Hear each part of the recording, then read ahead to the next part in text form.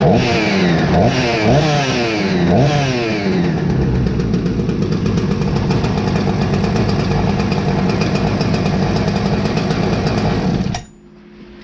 guys, how is everybody doing? I hope everybody's well. Ain't that a beauty of a saw? 359 XP, basically same as a 357. The 357s I think had the full circle crank.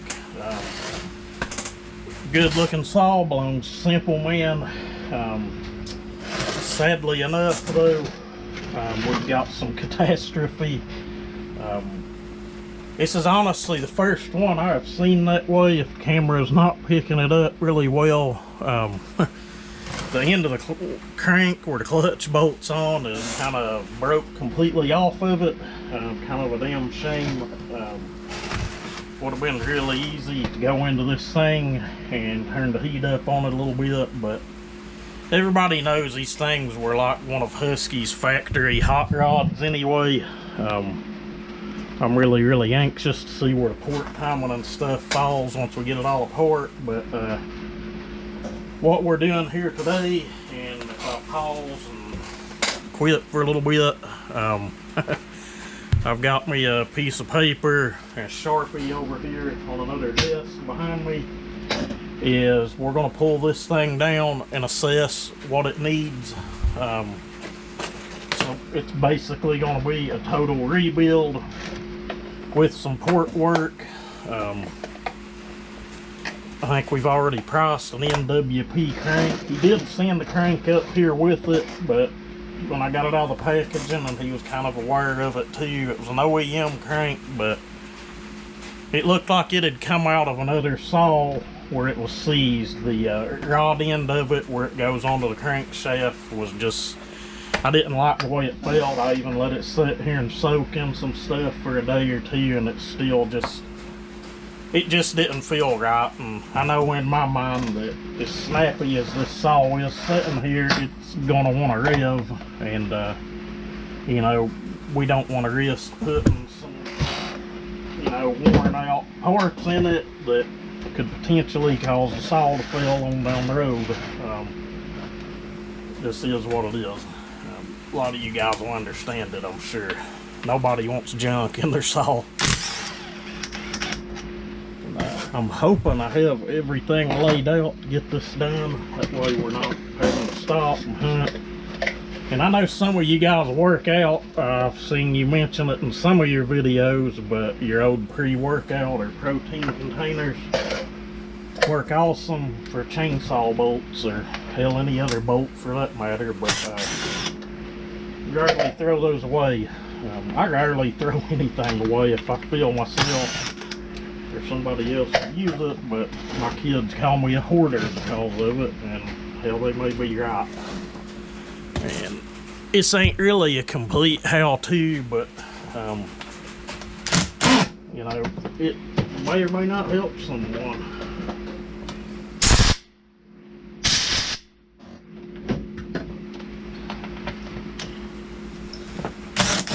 This thing looks to me about identical to like a 346 or a 351 or 353 or any of those saws in that family, to be honest with you. It's really similar. So I'm thinking it's going to be a pretty simple teardown. Air filter, it kind of snaps on like a 372, honestly. That's just fine. It's going to need a clean them before it goes back together, that's for sure. But other than that, it looks fine. Now, to my understanding, now I don't know, don't quote me on this, I've seen a lot of guys do it, and if I pull that down out of the camera, you'll just have to look over it.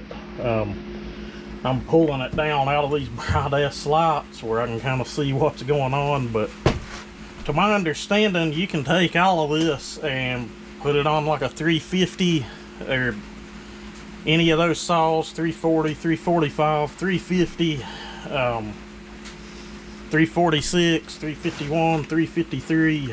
To my understanding, the carb and the track will all work. It's just kind of a tight fit. and it's larger, and you know, a performance hop up on something you're really wanting to stretch the limits on. Get our carb linkage off. That one is tight in there.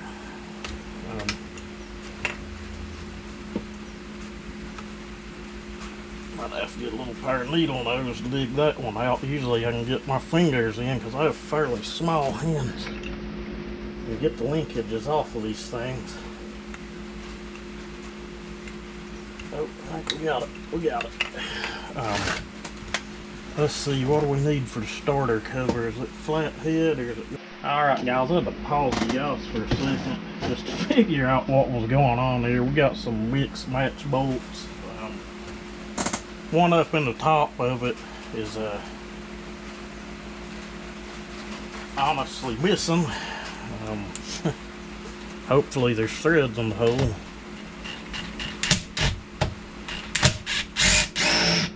That one is a real big long Phillips head.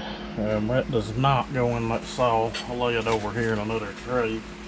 So we can lay it in there. Who knows, we may end up having to reuse it, but I doubt it. And then we have the two proper ones on this side.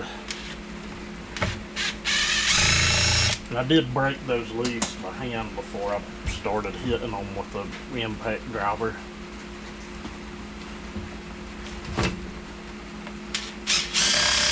Now again, if I'm blocking your view, I do apologize. I wasn't trying to do a complete bolt for bolt, was just, you know, just tearing the saw down and, you know, trying to show what's going on with it. Spark plug's loose.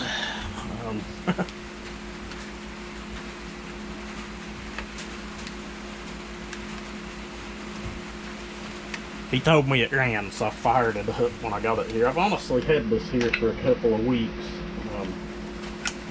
Pretty excited to build it. I'd really like to get a hold of one of these. If any of you have a saw with 357 or 359 and I've got something here you might want, let me know. It is very possible we could work something out. I just get into where I really enjoy these smaller saws.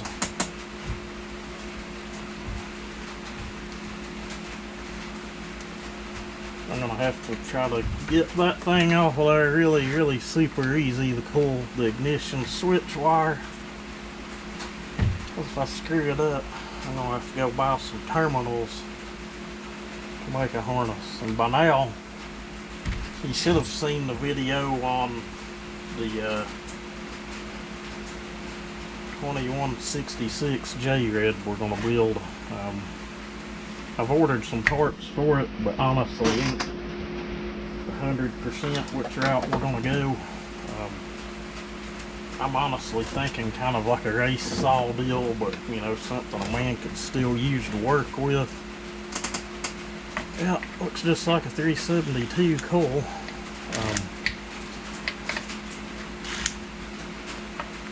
Get in there to get the dang bolts out.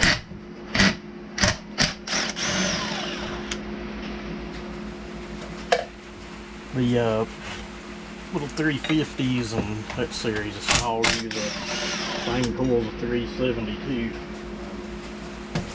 I ain't 100% sure those are the right bolts. They are tapered. We'll just have to see.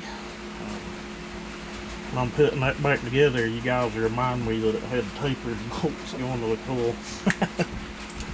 I doubt I'll put it back together on camera, but who knows, we could.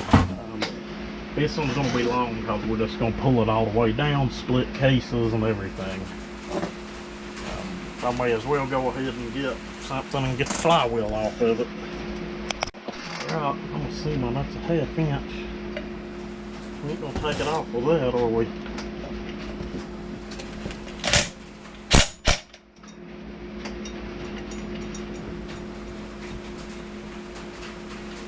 Alright. We don't have to worry about screwing up the crank because it is destroyed. Normally won't hurt the crank doing that anyway.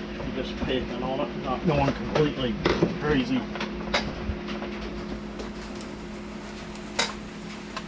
Just to show, I can still screw that nut right off with my fingers. Don't hurt a thing usually.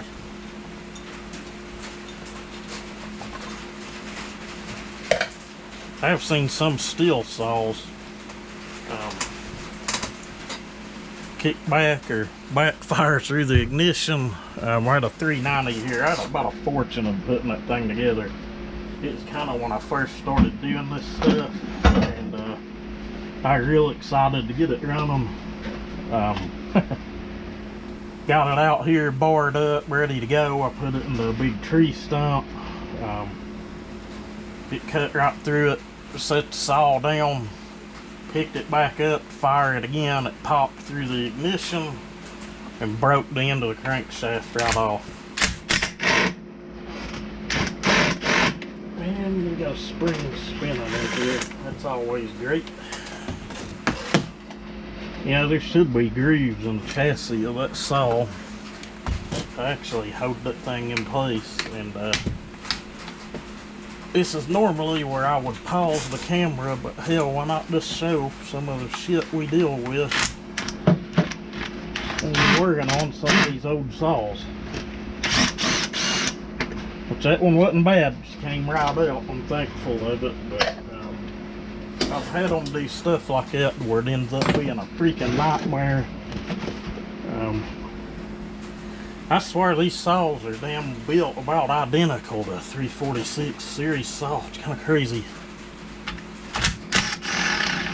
But if you've tore one Husky saw down, hell, you've about tore the whole fleet of them down. And you'll want to watch these little bushings. They can be a pain in the ass to find if you drop them in the floor. No joke. Yeah, we've even just got the single spring up front. I just kind of wonder if it ain't the same damn tank as the 350. We are missing that. Let me go ahead and write that down. I'll pause you guys. We need a trigger interlock. Okay guys, so I wrote down the interlock, the crank bearings, clutch assembly, seals, gasket set. Mainly he wanted me to go ahead and pull it down when I got time. Like I said, I've had this thing here a while. It doesn't look like our roller worm gear is good. It was spinning easy and free, and again, it looks like the one for a 350.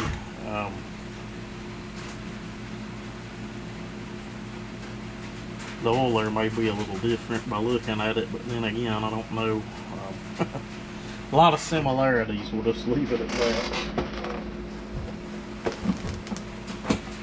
We do have to get a clutch cover, but I know that's the same as for a 350. I should be pulling the screws while I'm running my jaw. Again, another one of these bushings. You want to get a hold of it if you're tearing one of these saws down, or any of the others I've mentioned that have that bushing, and get it in your bucket. Or whatever you're doing with your screws and bolts, you want to put that up. Because if they fall and they hit the floor, they're bouncing out of sight. It is what it is. Again, springs spinning. And that one, 9 times out of 10, just like a 350 or 346, will have your chain catcher on it.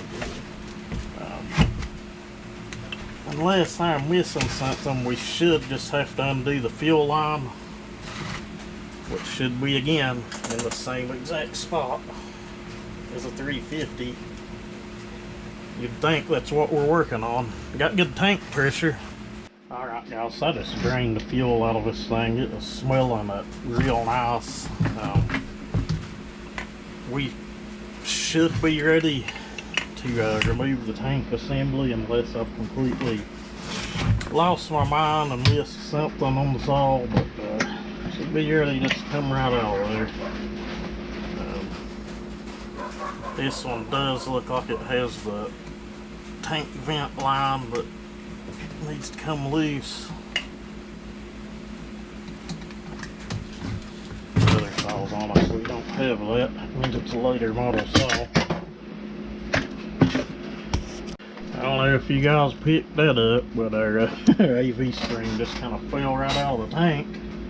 The front one feels about the same way, which means the screw holes on the tank are wallered out. That's very, very common on saws like this, but they are really easy to fix too. All you need is a wire tie or a zip tie, or trimmer line. Either way works. So where are we at now? We need to get the muffler off of it. We don't have a set of dogs for this either. I'll write that down in a second as well. You'll want dogs on it, I know. I don't have any here to fit it either. I had to modify some for my 351. So the bolts for the dogs, they're stripped out like they were put in that way. Again, shit we deal with as builders. Nothing major. When it's a win, I got it out.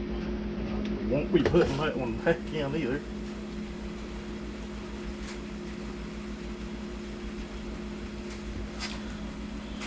This bolt's for the dogs. I'm just glad the threads are intact. A lot of the saws I get here, honestly, the bolt holes for the dogs, I most always have to drill them out, go to a bigger size. Some of them I've got here, and someone's gonna say, well, it's not the right way to do it, but I've honestly got them drilled out and got big coarse thread bolts in them because it was the only way to fix them. When you see that out on like the 372 chassis, I'm gonna say 2 out of 3 of the ones I've had here, the bolts for the dogs were like just the bolt holes were just destroyed and wallered out. It ain't really nothing that hurts the saw, it just, you know, it's got to be repaired. Let's see, we need to get the muffler off of it. Alright, let's cross our fingers. Nice, broke right loose. That's what I'm talking about. I'm really anxious to build this saw, honestly. Morgan knows that as well. I'm sure he's anxious to get it back. We wasn't in no hurry on it or anything. I kind of got caught up here. I had to order parts for my little Johnny project. There's other saws I probably need to fool with, but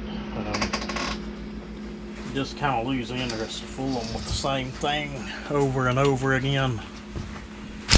Kind of why it took so long for me to actually do the 460 kit, to be brutally honest. Just had no interest in it. Saw runs good, it's got issues with the oiler. For some reason it's pouring bar oil through it faster than you can pour it in the tank. That's why I've not had it out anywhere really and ran it much. And it seemed a lot of you guys was really fond of that thing. Those of you that haven't seen it, I've got about a mint low hour 046 bag dual port. No, it ain't for sale. Every time I show that saw, someone wants to buy it, but we're gonna do something with it eventually. And please tell me someone's not been grinding on this thing already. I don't think so, but I don't know either. It was awful snappy. A lot of carbon in the port, but I don't know.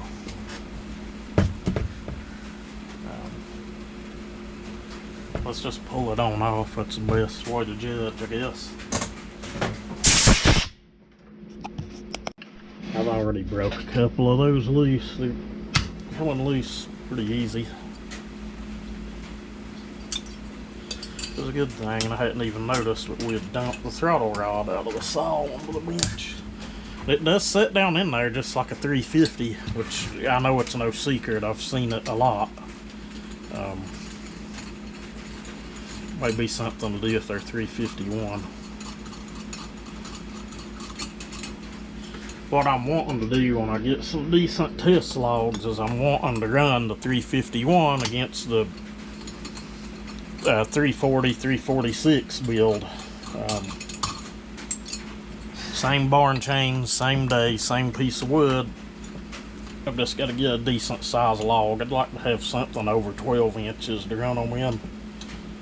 I know a lot of people want to see stuff 20 inches plus, but again, if I had it here and it was worth a shit, I'm probably not going to cut cookies with it. A lot of the logs you guys see me test on are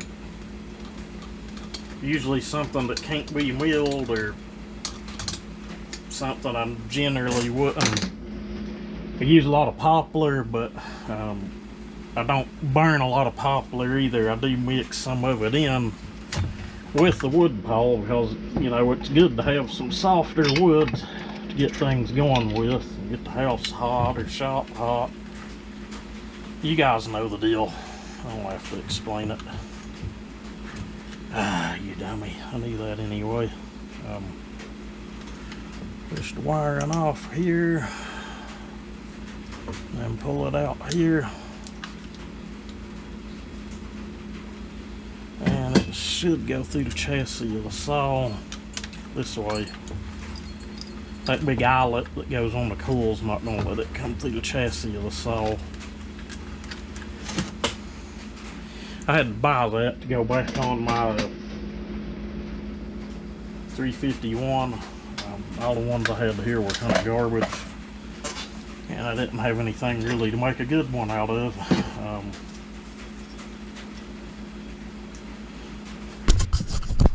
Alright guys, I've just been inspecting things and I've dropped some cylinder head bolts.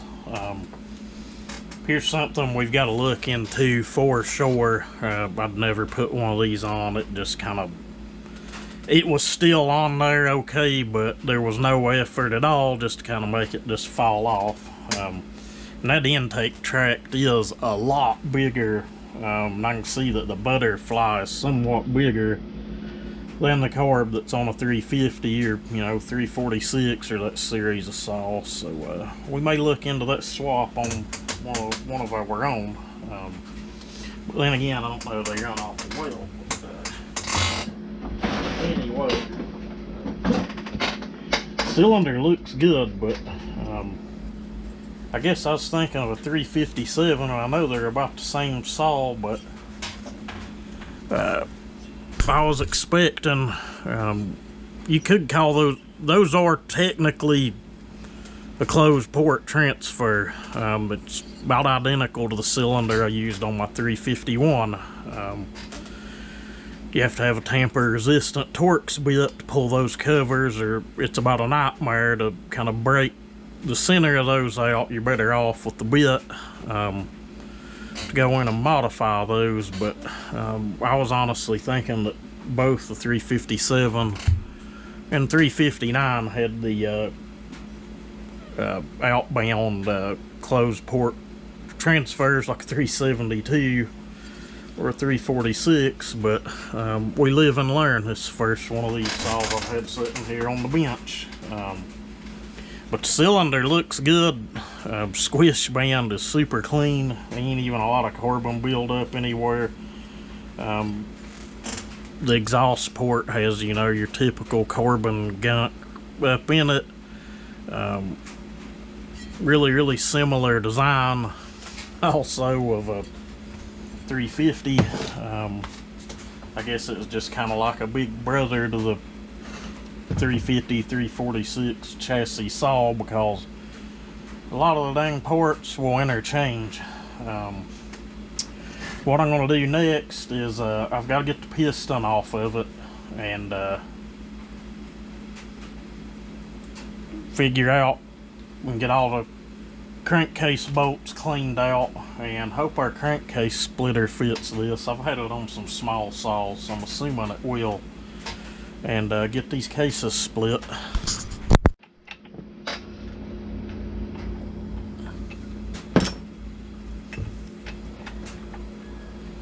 I'll be careful with these because I will be reusing them unless I have some new ones laying here.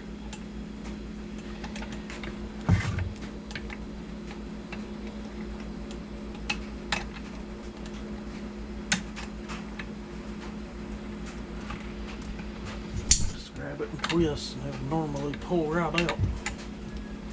That one pulled right out, but we dropped it on the bench. It honestly fell where you wouldn't want it to go, into the crankcase of the saw. You don't want anything ever down in the crankcase of the saw, but except for the crankshaft and the bearings and some two-stroke wicks. Now let's see if this thing will, the pin will push out with these.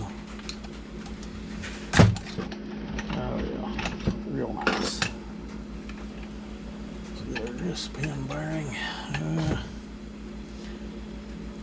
Not bad. He'll probably want to put a new one in it. Then we're putting everything else in new anyway. And I'm not 100% sure what he's going, if he's going to want to use this top end or not. I know the you guys will know once we figure it out, but I know the 357 technically I think has a better top end, a better transfer design. So we will just have to see. He may say this will go ahead and build it right back with this. If so, we will more than likely check the fitment on this piston, see what it feels like. Saw sounded good, didn't really make any noise. You can't get a better piston fitment than that. This top end would be, in my opinion, perfectly fine to reuse, even the wrist pin bearing. There was no discoloration or anything at all, just looked good. Bearings in the crankcase feel really good, but if you're splitting cases, just the outward pressure on the race of the bearing itself can do damage to it. I'm not going to say I've not split cases on my own and reused bearings, but it's normally been where I'm in a pinch, or like the 660 that kind of blew up, if you guys remember that. I wish I'd have had that on video. It wasn't nothing exciting, it was kind of just sitting on the ground when I done it, tuning it, but still would have made for a good laugh for somebody. Like, you should have known better than that Chinese stuff. I just pissed off half of my following. But if you're building a saw for someone, you're splitting the cases, and they're going to use that saw any bit at all, I just recommend you change the bearings out. I know there's not a damn thing else holding that. I wouldn't have thought that was holding that as well. It's kind of hard to tell when things are dirty. This saw's pretty clean though. Oh well. Again, a little different, but very, very similar to 346.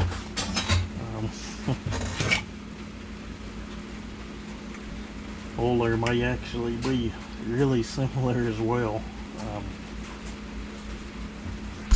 Alright guys, for sake of the video, I went ahead and dug out the crankcase bolts and got them cleaned and broke loose. Right now I'm taking the oiler off. The chain adjuster just kind of fell out on the bench when we took that cover off. I had to bring that back off of the camera and take a pick and work it up out of there, the oiler.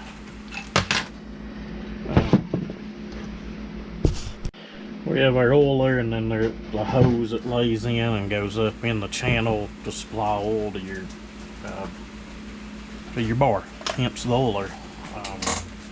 I don't know that I'm going to be able to get this impact in on these. If not, we'll have to take them all out by hand, and that's going to suck, because it feels like there's some nice Loctite on them. We'll just see.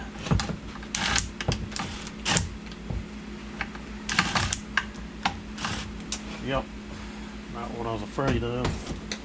So that means we need to get some longer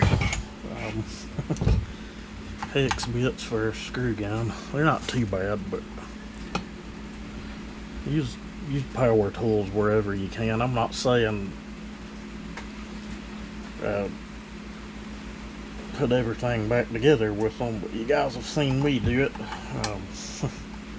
Once you learn the torque of those things, you're good anyway.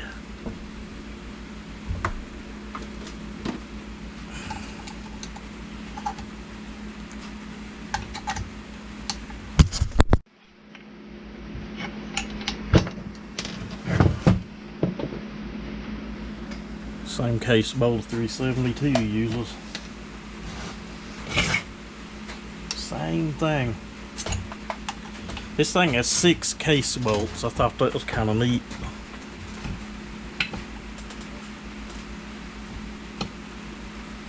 More bolts is always good when you're holding bearings and crankshafts together.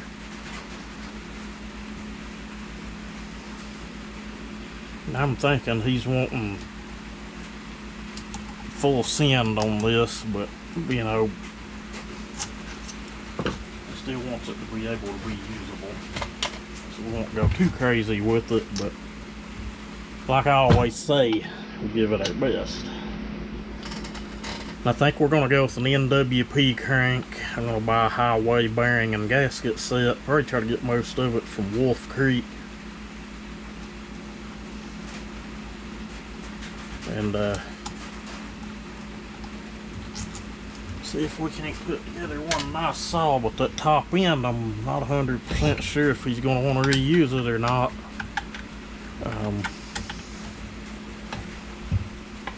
It's still good in my opinion and usable, but it's not the highest of performance cylinders. I'm sure I can get some power out of it. I'm gonna have to buy a bit to get the transfer caps off of it. I don't think I have one here. Same dang things that's on a Ford TFI distributor module.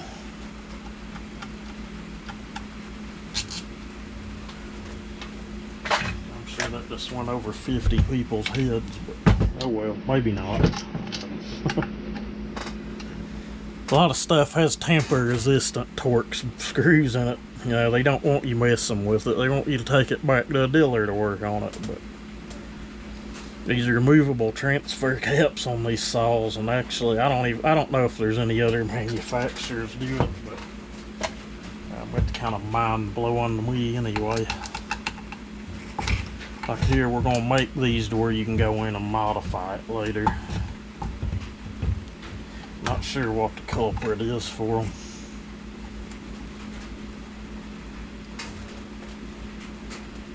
Pretty simple saw to work on.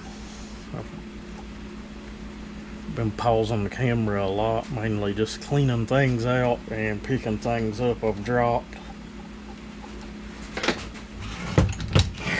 And unless I missed one, it should have been all 6 of them.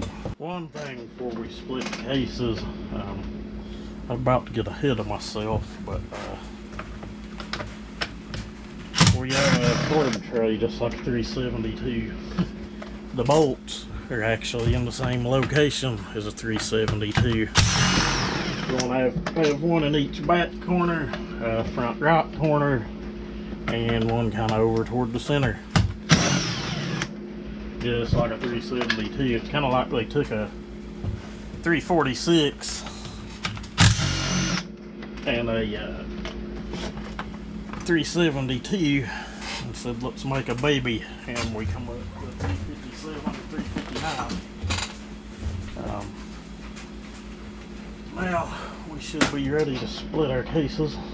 You guys have seen these things a million times.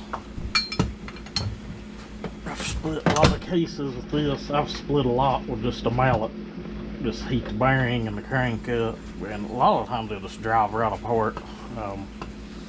I've got the other style of steel splitter for steel saws, and to be honest with you, I've never used it.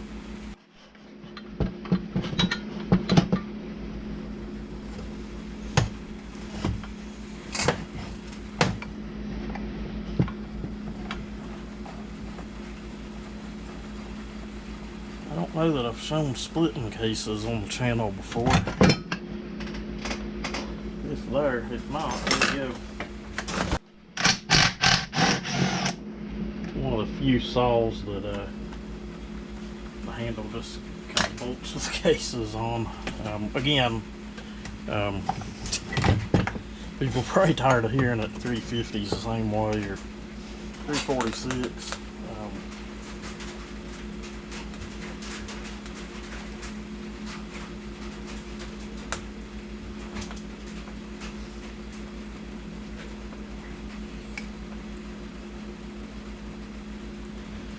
Bearings came out with the crank, which kind of makes me wonder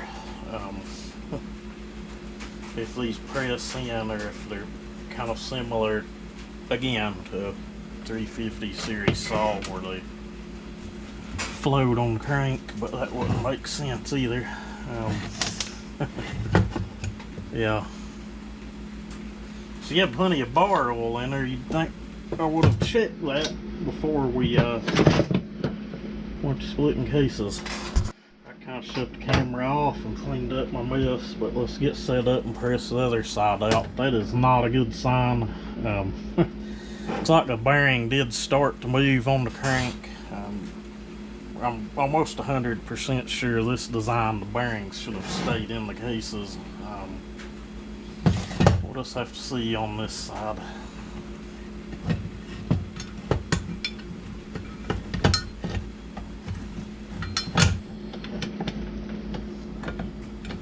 But ain't ways to work around that. If it'll press in any at all, some red Loctite, good red Loctite on it, it'll never move unless you heat it up and pull it out that way. I've dealt with spun crankcase bearings here before. It's not that big of an issue.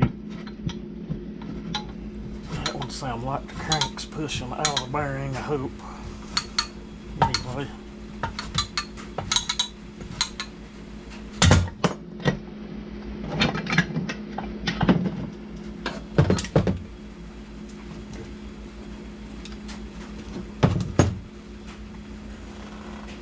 Nope, bearings come out of the cases on each side. They had started moving off of the crankshaft. Let me bring it in where you guys can see. And then stopped. That one almost came all the way. And then stopped and actually pushed out of the cases. I'm not really fond of that.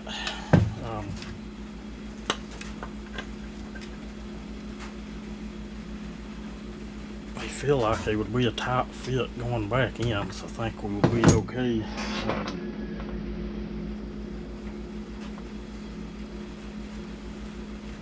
Seals stayed in.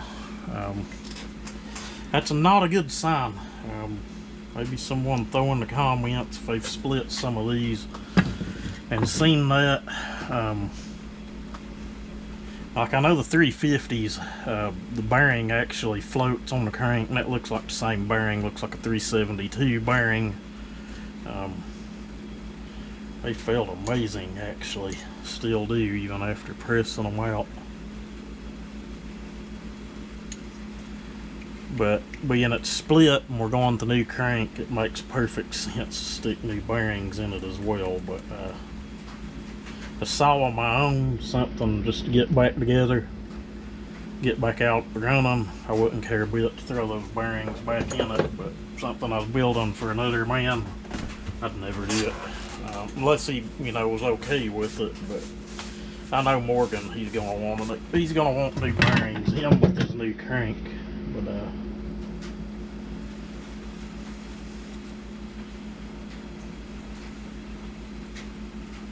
the cases look just fine.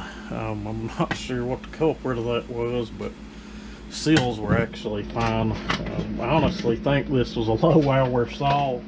I'm not sure what the culprit was.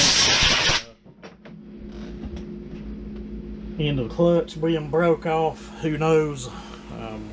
There's no way chain could have got bound up tight enough to do that. Usually they'll tear drivers off or cutters off of the chain. I've hit some pretty big pieces of metal and usually just end up the wrecked chain, or I don't know, maybe it could have slung the chain at 13 grand, wrapped around it all and broke the clutch off, or Who knows, maybe someone could have broke it off the hammer and a chisel trying to remove the clutch, but good grief, I'd hate to see how bad they were pounding on it. But you know, we got a garbage crank here. Rod end on it feels awesome. Like I said, we do have another crank here. When I got it here and got it out of the package, and it was all but stuck on the rod end, and I've let it soak, use penetrating lubricant. It's free. There is a little bit of slack to it, and it still feels grimy. Me personally, I've done talked to him about it. I just wouldn't use this crank unless it was completely all I had, and you know, had to get the saw back out and in the field and running again. Who knows, it could be a-okay, but just the engine builder in me saying, like you could see it catch there. I honestly think some of the needles are actually still stuck. The engine builder in me saying just ditch it and go for the new crank. I've honestly never took a crank apart, but to my understanding you can heat these and press them apart. With my luck, I'd get it back together off balance, and it just wouldn't be a good day. But anyway, I think we're done here once I figure some things out. We get some parts here. We'll probably do just a little update video, and then, you know, I may even try to just do a full-blown video on the build, or at least the port work or something, and you know, take you guys along for the ride, I guess. But as always, all you guys, thank you for subscribing, commenting, thumbs up, and really means a lot. It all really helps the channel out a lot. I really appreciate it. As always, y'all stay safe. Everybody have a good day.